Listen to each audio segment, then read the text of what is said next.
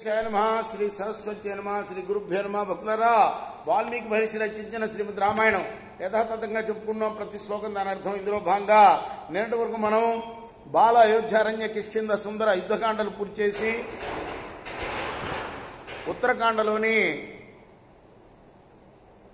59వ సర్గ తర్వాత ఉన్న 2 ప్రక్షిప్త సర్గలు పూర్తి చేశాం.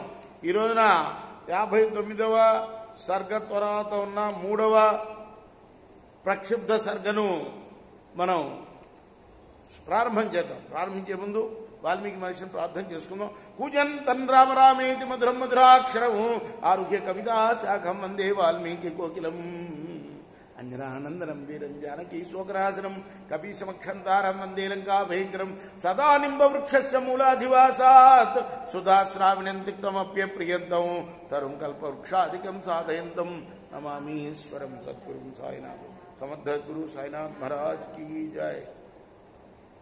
సాయినాథ తండ్రి. అధ తస్మిన్ వనోద్దేశే రమ్యే పాదప శోభితే నదీ కీర్ణే గిరివరే కోకిలానేక కూజితే సింహం వ్యాఘ్ర సమాకీర్ణే నానాద్విజగణావృతే గృధ్రౌ లోకో ప్రవసతో బహువర్షగణానపి.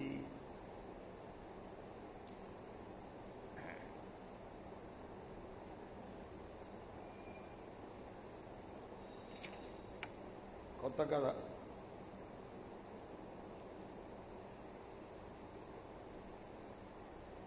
శునకం కథ చెప్పుకున్నాం కదా, ఒక కొత్త కథ మొదలవుతుంది.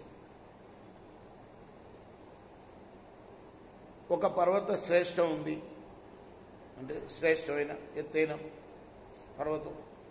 దాని నిండా పెద్ద పెద్ద అరణ్యాలు, ఆ అరణ్యాల్లో పెద్ద పులులు, అనేకమైన పక్షులు, కోకిళ్ళు ఇవన్నీ ఉన్నాయి.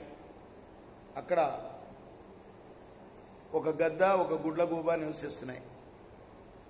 అథోలూకస్య భవరం రుద్ర పాప వినిశ్చయ మమేదమితి కృత్వాసో కలహంతేన చాకరోత్. పాప బుద్ధి గల ఆ గద్ద గుడ్లగూబ ఇంటిని గూర్చి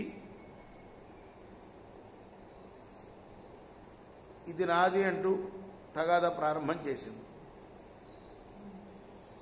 రాజా సర్వస్య లోకస్య రామో రాజ విరోచన తం ప్రపంచా వహే శీఘ్రం యస్యైతద్ భవనం భవేత్. అవి రెండు కలిపి ఆ ఇల్లు ఎవరిదని తేల్చడం కోసం రాముడి దగ్గరికి వెళ్ళాయి. ఇది కృత్వామచింతాంతో నిశ్చయార్థం సునిశ్చితాం గృధ్రో లోకే ప్రపంచేదాం కోపావిష్టో అమర్షితో. ఆ రెండు కూడా ఏమేంటవి? గద్ద, గుడ్లగూబ.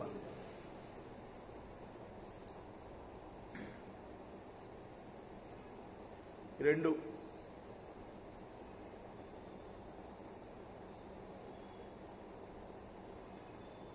నిర్ణయం కోసం రాముడి దగ్గరికి వెళ్ళినాయి. ఆయన నిర్ణయం శిరసా వహించాలని. రామం ప్రపంచతో శీఘ్రం కలివ్యాకుల చేసు తో పరస్పర విద్వేషాత్ స్పృశ చరణౌ తదా. పరస్పర ద్వేషంతో శీఘ్రంగా రాముడి దగ్గర వెళ్ళి ఆయన పాదాలను స్పృశించి నమస్కరించాడు. అత దృష్ట్వా నరేంద్రత్వం వృద్రోవచనమబ్రవే సురాణాం అసురాణాం చ ప్రధానస్త్వమతో మమ. ఆ తర్వాత ఆ గద్ద రాజును చూచి, నువ్వు సురాసురులందరిలోకి శ్రేష్ఠుడు అని నా నమ్మకం. బృహస్పతే శుక్రాశ విశిష్టోసి మహాద్యుదే పరావరజ్ఞో భూతానాం కంచాచంద్రైవాపర. నువ్వు బృహస్పతి కన్నా, శుక్రాచార్యుడి కన్నా గొప్పవాడివి, ప్రాణుల్లో తారతమ్యం తెలిసిన వాడివి, కాంతి చేత చంద్రుడి వంటి వాడివి నువ్వు. రామచంద్ర అంటా కదా.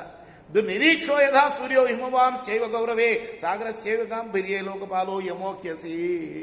సూర్యుడిలాగా నువ్వు చూడశక్యం కాని వాడివి, అంటే బాగా ప్రకాశించేవాడివి అని అర్థం. గౌరవంలో హిమవంతుడితో సమానమైన వాడివి, గాంభీర్యంలో సముద్రంతో సమానమైన వాడివి, లోకపాలులో యముడవి నువ్వు. క్షాంచాధరణ్యాతుల్యోసి శీఘ్రత్వే హ్యనిలోపమ గురుస్వం సర్వసంపన్న కీర్తియుక్త రాఘవ. నువ్వు ఓర్పులో భూమితో సమానుడివి. అలా ఆ తర్వాత వేగంగా పోవటంలో వాయువుతో సమానమైన వాడు. పూజ్యుడివి, అన్ని సంపదలు ఉన్నవాడివి, కీర్తి గలవాడివి. అమర్షేతుర్జోచేత సర్వాస్త్ర విధిపారగా స్వప్రమ వైరామ విజ్ఞాప్య నరపుంగవ. మహానుభావ, నేను ఒక విజ్ఞాపన చేస్తున్నానయ్యా, విను. మమాలయం పూర్వకృతం బాహువీర్యన రాఘవ ఉలూకోహరతే రాజం తత్రత్వం త్రాతుమర్హసి. నేను పూర్వం నిర్మించుకున్న గృహాన్ని ఈ ఉలూక ఉన్నదే బాహుబలం చేత హరిస్తూ ఉన్నదయ్యా. ఈ విషయంలో నువ్వు నన్ను రక్షించాలి. ఏవ ముక్తేతు కృత్రేణ ఉలోకో వాక్యం సోమాఛత్రకతో సూర్యాధరధాద్వా యమాత్తత జాయతే వై నృపో రామ కించిత్ భవతి మానుష తంతు సర్వమయో దేవో నారాయణ ఇవాపర. ఇక గద్ద చెప్పిన తర్వాత ఆ గుడ్లకు కూడా చెప్పడం మొదలుపెట్టింది. రామా,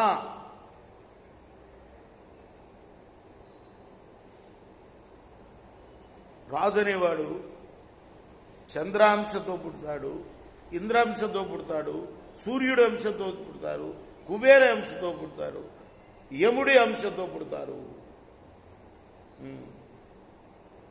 సూర్యుడంటే సూర్యచంద్రుడు, సరే. ఇంద్రుడు ఈ దిక్కు బాలకుడు కదా, యముడు ఈ దిక్కుకి, వరుణుడు ఈ దిక్కుకి, కుబేరుడు ఈ దిక్కుకి. ఇలా అన్ని అంశాలతో పుట్టేవాడే రాజు అవుతాడయ్యా. రాజు అంటే వాడికి అందరి అంశాలు, లోకపాలుల యొక్క అంశాలు ఉంటాయి, మానవ అంశం కొంచెమే ఉంటుంది. కాబట్టి నువ్వు దేవస్వరూపివి, సాక్షాత్తు నారాయణమూర్తివి. యాచతే సౌమితారాజన్ సమ్యక్ ప్రణిహిత విభో సమంచరసి చాన్విషా తేన సోమాంశకో భవాన్. రామా, నీవు